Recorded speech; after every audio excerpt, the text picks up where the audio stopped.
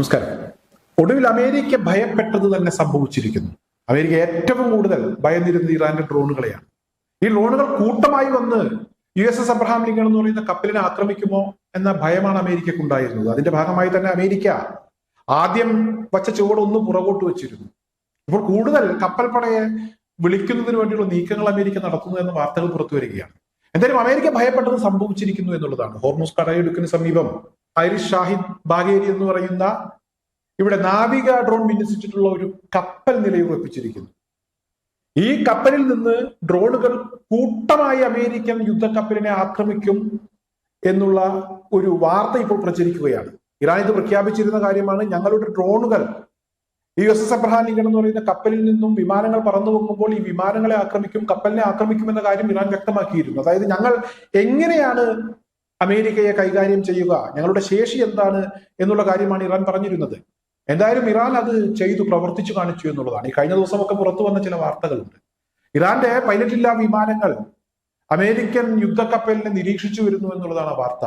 ആ സമയത്ത് തന്നെ കടലിനടിയിലും ഞങ്ങൾക്ക് മിസൈൽ സിറ്റി ഉണ്ട് എന്ന കാര്യം ഇറാൻ വ്യക്തമാക്കിയിരുന്നു. എന്തായാലും ഒരേ സമയം കടലിനടിയിൽ നിന്നും അതുപോലെ തന്നെ ആകാശത്ത് നിന്നുമൊക്കെ ഈ അമേരിക്കൻ യുദ്ധക്കപ്പലിനെ ആക്രമിക്കുമെന്നുള്ള വാർത്ത പ്രചരിച്ചതോടുകൂടി അത് സംഭവിക്കാൻ സാധ്യതയുണ്ട് എന്ന രീതിയിലുള്ള വാർത്തകൾ ഇസ്രായേൽ മാധ്യമം ഉൾപ്പെടെ പുറത്തുവിട്ടതോടുകൂടി അമേരിക്ക ഒന്ന് പുറകോട്ട് പോയിരിക്കുകയാണ്. വീണ്ടും അത്തരത്തിലുള്ള ചില വാർത്തകൾ അന്താരാഷ്ട്ര മാധ്യമങ്ങൾ ഇപ്പോൾ പുറത്തുവിട്ടുകൊണ്ടിരിക്കുന്നു. അതായത് ഇവിടെ ചിന്താവിഷ്ടയായ ശ്യാമള എന്ന് പറയുന്ന ഒരു സിനിമയുണ്ട്, മലയാളം സിനിമ. ഈ സിനിമയിൽ ശ്രീനിവാസൻ വീട്ടിൽ നിന്നും ഇറങ്ങിപ്പോകുന്ന ഒരു രംഗമുണ്ട്. ഈ സമയത്ത് ശ്രീനിവാസൻ തന്നെ കുട്ടികളെ കൊണ്ട് പോകല്ലച്ച പോകല്ലേ, പോകല്ലച്ച പോകല്ലേ എന്നൊക്കെ പറയുന്ന ആ ഒരു രംഗം നിങ്ങൾ കണ്ടു കാണും. യഥാർത്ഥത്തിൽ അത്തരത്തിലുള്ള ഒരു കാഴ്ച ഇപ്പോൾ നമുക്ക് കാണാൻ കഴിയുകയാണ്. അതായത് തുർക്കി രംഗപ്രവേശം നടത്തിയിരിക്കുന്നു. ഈ കഴിഞ്ഞ സമയങ്ങളിലൊന്നും ഇറാൻ അമേരിക്ക സംഘർഷവുമായി ബന്ധപ്പെട്ട് തുർക്കിയുടെ പേര് കാര്യമായ എവിടെയും കേട്ടിരുന്നില്ല. ഇപ്പോൾ ഒരു ത്രിരാഷ്ട്ര ഉച്ചകോടിക്ക് തുർക്കി നേതൃത്വം കൊടുക്കുന്നു. തുർക്കിയിൽ നടത്തുന്നതിന് വേണ്ടിയുള്ള ഒരു തീരുമാനം ഇവിടെ തുർക്കിയുടെ president Recep Tayyip Erdogan American president Donald ട്രംപിനെ അറിയിച്ചിരിക്കുന്നു. ഫോണിലൂടെ നടത്തിയ ചർച്ച ട്രംപിന് സ്വീകാര്യമാണ് എന്ന് ട്രംപും അറിയിച്ചിരിക്കുന്നു. തുർക്കിയുടെ വിദേശകാര്യമന്ത്രി ഹക്കാൻ ഫിദാൻ, അതുപോലെ തന്നെ ഇറാന്റെ വിദേശകാര്യമന്ത്രി അബ്ബാസ് അരാക്ചി, ഈ രണ്ടുപേരും ഈ വിഷയവുമായി ബന്ധപ്പെട്ട് ചർച്ച നടത്തി. ഇറാന്റെ വിദേശകാര്യമന്ത്രി അബ്ബാസ് അരാക്ചി ഉടൻ തന്നെ തുർക്കിയിലേക്ക് എത്തും എന്നുള്ള വാർത്തകളും പുറത്തു വരുന്നു. ഇതുവരെ എവിടെയും ഒരു ഇടപെടലും നടത്താതെ മാറി നിന്നിരുന്ന തുർക്കി അമേരിക്കയുടെ നിർദ്ദേശപ്രകാരമാണ് ഇപ്പോൾ ഇത്തരത്തിലൊരു നീക്കം നടത്തുന്നത് എന്ന വാർത്തകളാണ് പ്രചരിക്കുന്നത്. അതായത് അമേരിക്കക്കൊന്ന് പുറകോട്ട് പോയാൽ കൊള്ളാമെന്നുണ്ട്, എന്നാൽ മുഖം രക്ഷിക്കുകയും വേണം. അതിനാരെങ്കിലും ഒക്കെ ഇടപെടണം. ഇത് അമേരിക്ക എല്ലാ കാലത്തും, അല്ലെങ്കിൽ പ്രത്യേകിച്ച് ഇപ്പോഴത്തെ അമേരിക്കൻ പ്രസിഡന്റ് ഡൊണാൾഡ് ട്രംപ് ഈ കഴിഞ്ഞ സമയങ്ങളിലൊക്കെ സ്വീകരിച്ച അദ്ദേഹത്തിന്റെ ഒരു തന്ത്രമാണ്. പാളിപ്പോയി എന്ന് കണ്ടാൽ മെല്ലെ പിൻവലിയുക, പിൻവലിയാൻ മറ്റാരെങ്കിലും നിർബന്ധിക്കണം. ഉച്ചകോടി എന്നൊക്കെ പറഞ്ഞ് വലിയ പേരിട്ട് ആരെയെങ്കിലും ഒക്കെ മധ്യസ്ഥനായി കൊണ്ടുവരണം.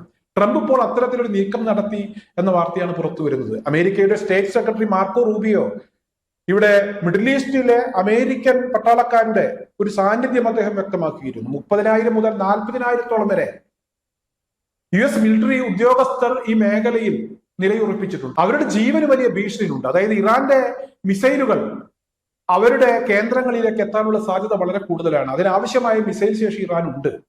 എന്തായാലും ട്രംപ് അത് ശ്രദ്ധിക്കും, അതിനാവശ്യമായ മുൻകരുതൽ അദ്ദേഹം സ്വീകരിക്കുമെന്നൊക്കെയാണ് മാർക്കോ റൂബിയോ വ്യക്തമാക്കിയത്. അത്തരത്തിലൊരു പ്രതികരണം അദ്ദേഹത്തിന്റെ ഭാഗത്തു നിന്നുണ്ടായിരുന്നു. കാര്യങ്ങൾ കൈവിട്ടു പോകുന്നു എന്ന് മനസ്സിലാക്കി അമേരിക്കൻ പ്രസിഡന്റ് ഡൊണാൾഡ് ട്രംപ് ഇപ്പോൾ തുർക്കിയെ രംഗത്തിറക്കി തൽക്കാലം മുഖം രക്ഷിച്ച് ഇവിടെ കളത്തിൽ നിന്നും പിൻവലിയുന്നതിന് വേണ്ടിയുള്ള നീക്കങ്ങൾ നടത്തുന്നു എന്ന വാർത്തകൾ പുറത്തു വരുന്നു. എന്തായാലും ഇറാൻ ഒട്ടും മോശമല്ല. ഒരു ദിവസം 400ഓളം ഡ്രോണുകൾ ഇറാനിൽ നിർമ്മിക്കുന്നു എന്ന വാർത്ത ഇസ്രായേൽ തന്നെയാണ് പുറത്തുവിട്ടത്. എന്നാലും ഇസ്രായേൽ ഇപ്പോൾ സേഫായി എന്ന ധാരണയിൽ മാറി നിൽക്കുകയാണ്. അമേരിക്ക കാര്യങ്ങളൊക്കെ നോക്കിക്കൊള്ളും, ആവശ്യം വരുമ്പോൾ ഇറങ്ങാം എന്ന ഒരു തീരുമാനമെടുത്ത് ഇസ്രായേൽ മാറി നിൽക്കുകയാണ്. ഈ ഒരു സമയത്ത് അമേരിക്കയുടെ ഭീഷണി ഒരു ഭാഗത്ത് ഉയർന്നു വരുമ്പോൾ ഈ ഒരു സമയത്ത് ഇറാനിലെ പരമോന്നത നേതാവ് ആയത്തുല്ലാ അലി ഖംനായിയുടെ രാഷ്ട്രീയ ഉപദേശകന്റെ ഒരു പ്രതികരണം വളരെയധികം ശ്രദ്ധേയമാണ്. അമേരിക്ക ഞങ്ങളെ ആക്രമിച്ചാൽ അമേരിക്കൻ താവളങ്ങളെക്കാൾ ഞങ്ങൾ ഏറ്റവും കൂടുതൽ ശ്രദ്ധിക്കുന്നത് ടെല്ലവീവിന്റെ ഹൃദയത്തെയാണ്. ടെല്ലവീവിന്റെ ഹൃദയം ഞങ്ങൾ തകർക്കും. നേരത്തെ അഹങ്കാരത്തിന്റെ പത്തിക്കാണ് ഞങ്ങൾ അടിച്ചത്, അടുത്ത് ഞങ്ങളുടെ ലക്ഷ്യം ടെല്ലവീവിന്റെ ഹൃദയം തന്നെയാണ് എന്ന് വ്യക്തമാക്കിയിരിക്കുകയാണ്. എന്തായാലും അമേരിക്കക്ക് മറ്റു വഴികളില്ല. ഇസ്രായേൽ കരയാൻ തുടങ്ങി. ഇസ്രായേൽ വലിയ ഒരു ജാഗ്രത ഇപ്പോൾ നിലനിൽക്കുകയാണ്. ഏത് സമയത്തും ഒരു ആക്രമണം ഇസ്രായേലിനകത്തേക്ക് ഉണ്ടാകും എന്നുള്ള ഒരു സാഹചര്യമാണ് നിലനിൽക്കുന്നത്. കാരണം ഹൂത്തികളും ഹിസ്ബുള്ളയും ഒക്കെ കഴിഞ്ഞ സമയങ്ങളിലൊക്കെ സംയമനം പാലിച്ച് മാറി നിൽക്കുകയായിരുന്നു.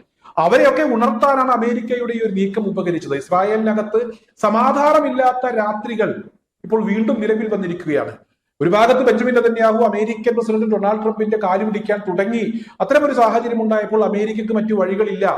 ട്രംപ് അങ്ങ് ആക്രമിച്ചാൽ ട്രംപിന് കിട്ടുന്നതിനേക്കാൾ നല്ല 8ന്റെ പണി ഇസ്രായേലിന് കിട്ടുമെന്നുള്ള സാഹചര്യം ഉണ്ടായപ്പോൾ മുഖം രക്ഷിച്ച് പിന്മാറുന്നതിന് വേണ്ടിയുള്ള നീക്കം നടത്തുന്നു. അതിന്റെ ഭാഗമായി തുർക്കിയെ രംഗത്തിറക്കിയിരിക്കുന്നു, എത്തിച്ചിരിക്കുന്നു എന്ന വാർത്തകൾ പ്രചരിക്കുന്നു. പല പ്രമുഖരും ഈ ഒരു നീക്കത്തെ അങ്ങനെ തന്നെയാണ് നിരീക്ഷിച്ചിരിക്കുന്നത്.